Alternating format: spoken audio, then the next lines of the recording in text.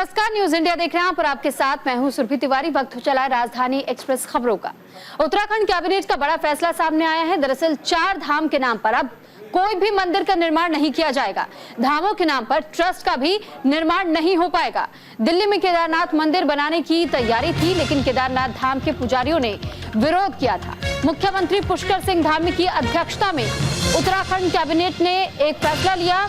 Cabinet ने घोषणा की कि सरकार सख्त कानून बनाएगी ताकि ये सुनिश्चित किया जा सके कि उत्तराखंड में 4 धाम और अन्य प्रमुख मंदिरों के नाम पर बिना उचित प्राधिकरण की कोई ट्रस्ट, मंदिर या समिति न बनाई जा सके। ये निर्णय श्री केदारनाथ धाम दिल्ली ट्रस्ट द्वारा दिल्ली के बुराड़ी में केदारनाथ मंदिर की प्रतिकृति बनाने के प्रस्ताव पर हाल ही में उठे विवाद के बीच आया है। क्योंकि जिस तरीके से आपने देखा जरूर होगा, आपने इस खबर के बारे में जरूर सुना होगा कि किस तरीके से उत्तराखंड, जिसे देवभूमि के नाम से लोग जानते हैं, और देवभूमि में आप केदारनाथ के यानी बाबा केदार के दर्शन कर पाते हैं। और ऐसे में दूर दराज से जहां भक्तों का सैलाब हर बार केदारनाथ पहुंचता है बाबा आप केदार के दर्शन करने के लिए, लेकिन जब इस बात की चर्चा जोरों शोरों पर थी कि अब दिल्ली में भी केदारनाथ मंदिर बनाया जाएगा, इसको लेकर के विवाद शुरू हुआ। केदारनाथ धाम ट्रस्ट से जुड़े हुए लोगों की तरफ से, संतों की तरफ से, महंतों की तरफ से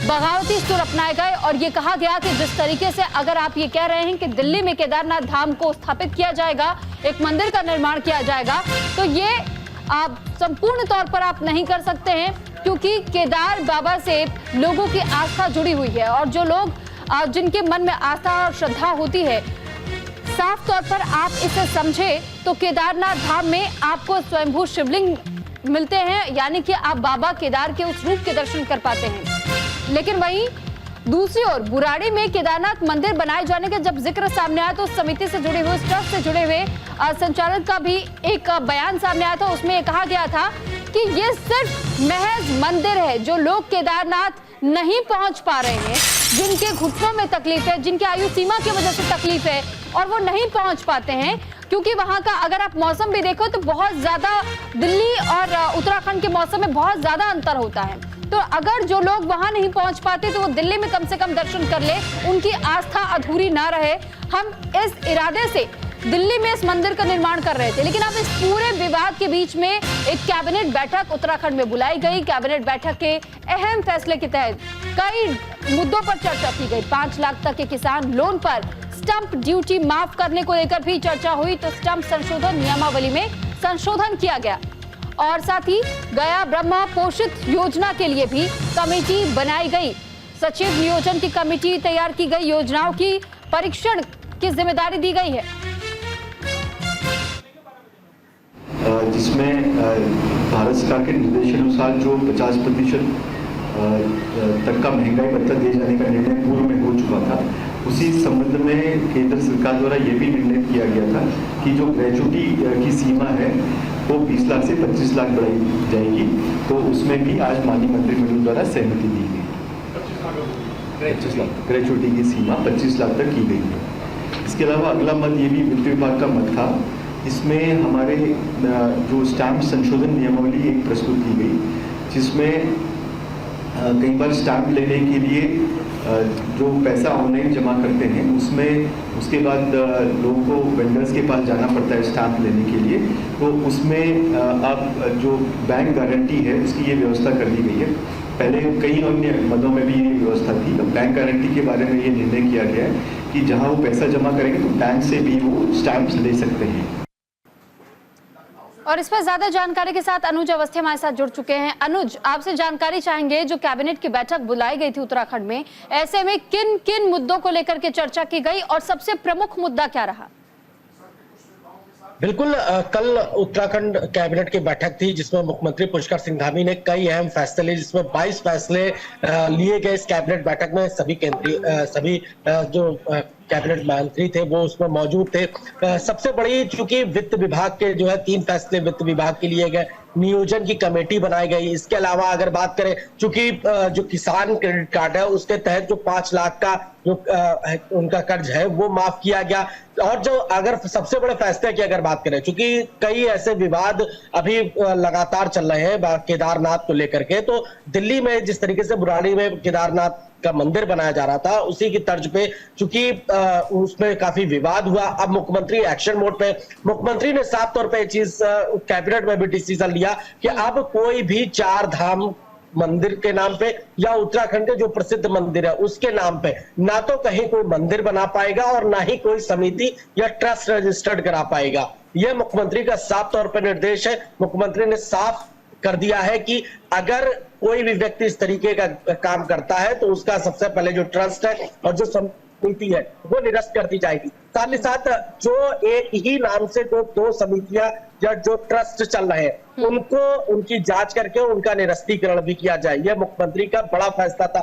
चूंकि केदारनाथ धाम को लेकर के लगातार विवाद बढ़ रहा था, इसके तहत मुख्यमंत्री ने अब एक्शन लिया और मुख्यमंत्री अब इस बात को बोल रहे हैं। लेकिन अनुज, ठीक है, आपने कहा कि ट्रस्ट के नाम पर अगर किसी प्रकार का कोई लाइसेंस जारी हुआ है तो फिर उसे भी निरस्त कर दिया जाएगा और उसे भंग करने की कोशिश की जाएगी जो समिति तैयार हुई है। लेकिन सवाल यह भी है कि अगर ट्रस्ट के नाम पर कई लोगों से अब तक चंदा लिया जा चुका है, किसी प्रकार की कोई फंडिंग आ चुकी है, तो फिर ऐसे में उस फंड का क्या होगा? क्या वो फंड दोबारा से लोगों तक वापस पहुंचाया जाएगा? क्योंकि अगर मंदिर निर्माण नहीं होगा, समिति नहीं होगी, ट्रस्ट नहीं होगी, तो उस फंड का क्या होगा?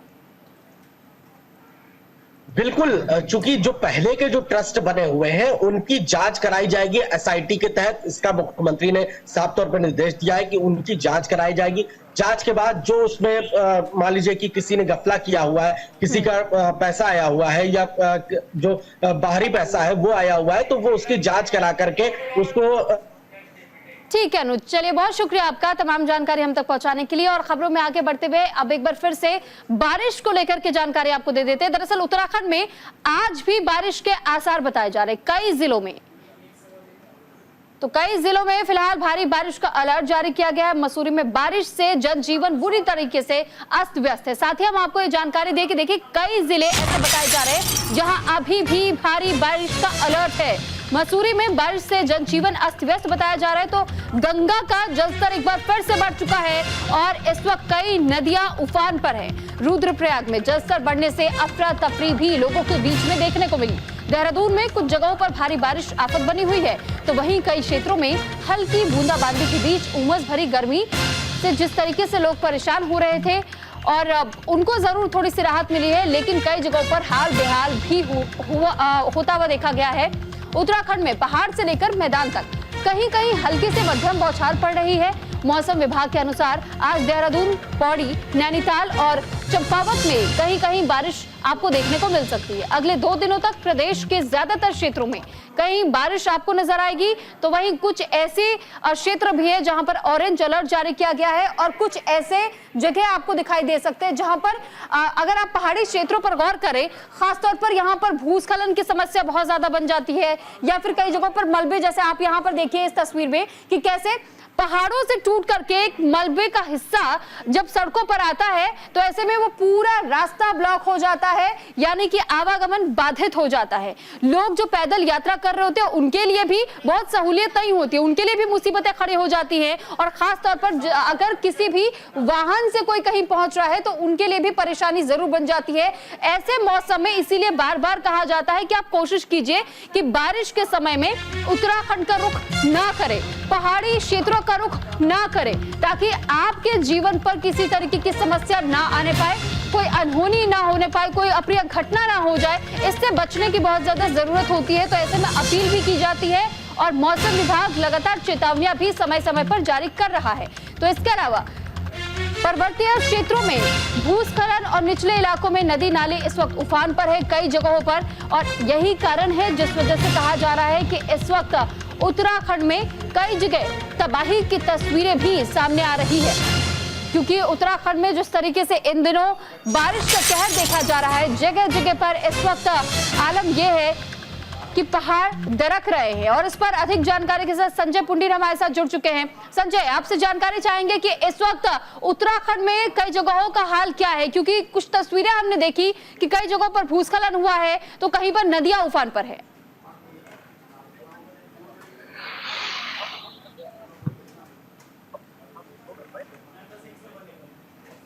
संजय, क्या आपको मेरी आवाज मिल रही है?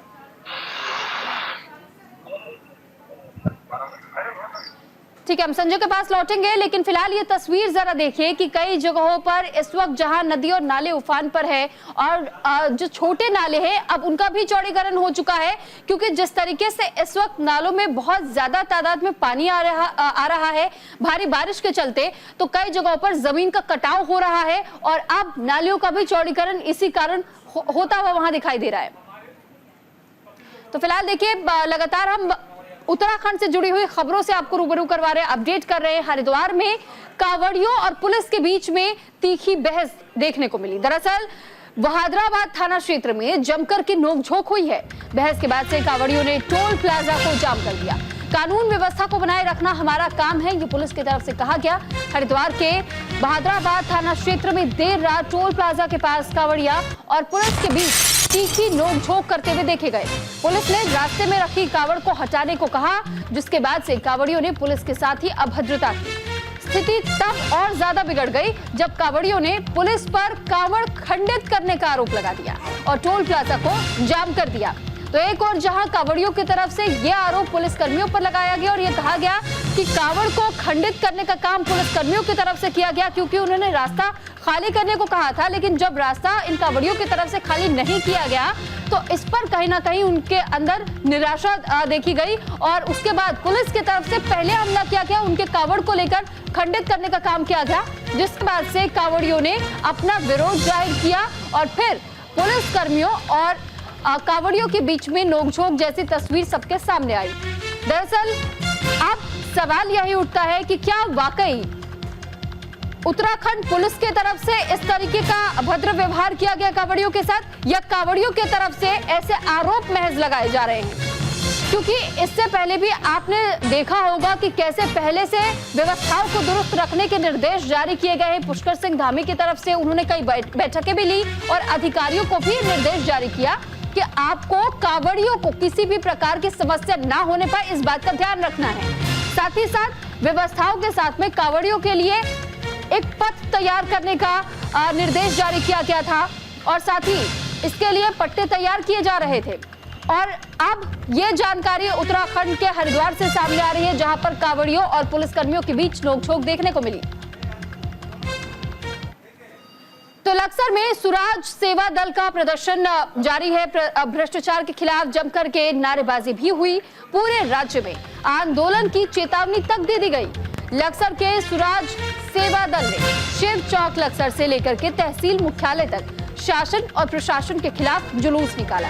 इस दौरान अध्यक्ष रमेश जोशी ने कई सवाल भी खड़े किए। उन्होंने कहा कि प्रदेश में व्यवस्थाएं बिगड़ रही हैं। जोशी ने आरोप लगाया कि शिक्षा विभाग पूरी तरह से भ्रष्टाचार से लिप्त है।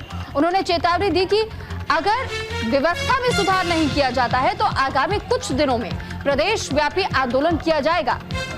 तो फिलहाल देखिए, इस वक्त लक्सर में अब ये जानकारी मिल रही है कि भ्रष्टाचार के खिलाफ लगातार नारेबाजी लोगों की तरफ से की जा रही है, प्रदर्शन किया जा रहा है और साथ ही ये चेतावनी तक दे दी गई है कि अगर समय रहते हुए एक्शन नहीं लिया गया तो ऐसे में राज्य भर में आप प्रदर्शन देखेंगे।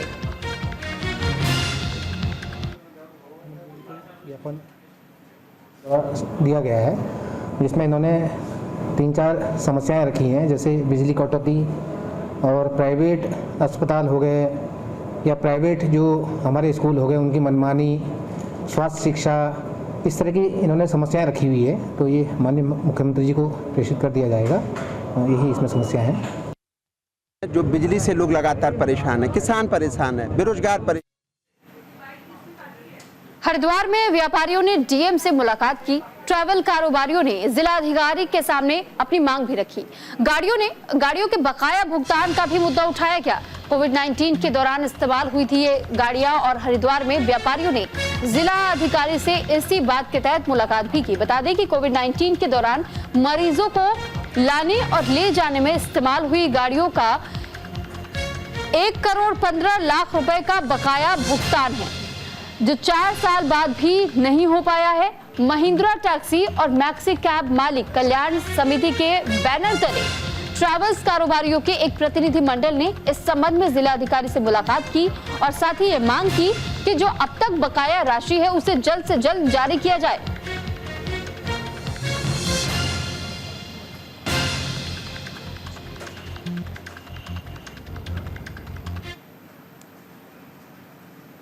है उसको भी हम लोग रिक्वेस्ट कर रहे हैं, क्योंकि पुराने समय में जितने लोगों ने गाड़ियाँ दी हैं तो जिसने डिपार्टमेंट से ली उसको वेरीफाई करने के बाद ही हम लोगों ने शासन को भेजा है।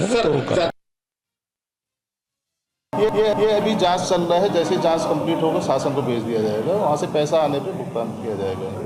उनकी जो फाइलें पड़ी थी वो उनमें कई कमियां थी, जिनको कमियों को दूर करने में कुछ समय लगा, वो कमियां लगभग कंप्लीट हो गया है।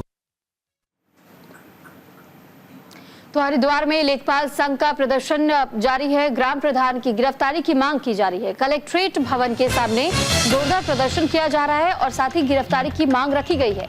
पूरे राज्य में प्रदर्शन होगा, ऐसा कहना है धीरज सिंह का। उत्तराखंड लेखपाल संघ ने हरिद्वार के कलेक्ट्रेट भवन के सामने जमकर धरना प्रदर्शन किया और इसी दौरान नारेबाजी भी की। इस धरना प्रदर्शन में रिटायर्ड कर्मचारी संघ और जन संघर्ष मोर्चा उत्तराखंड ने भी अपना समर्थन जारी करते हुए कहा कि धरना प्रदर्शन तब तक जारी रहेगा जब तक उनकी मांगों को मान नहीं लिया जाता है। साथ ही लेखपाल संघ के जिला अध्यक्ष देवेश गिलीडियाल ने अपने संबोधन में कहा कि पुलिस प्रशासन राजस्व कर्मचारियों की मांगों को अनदेखा कर रहा है और ग्राम प्रधान के बचाव में लगी हुई है। बता दें कि लेखपालों ने ग्राम प्रधान पर मारपीट के गंभीर आरोप लगाए थे।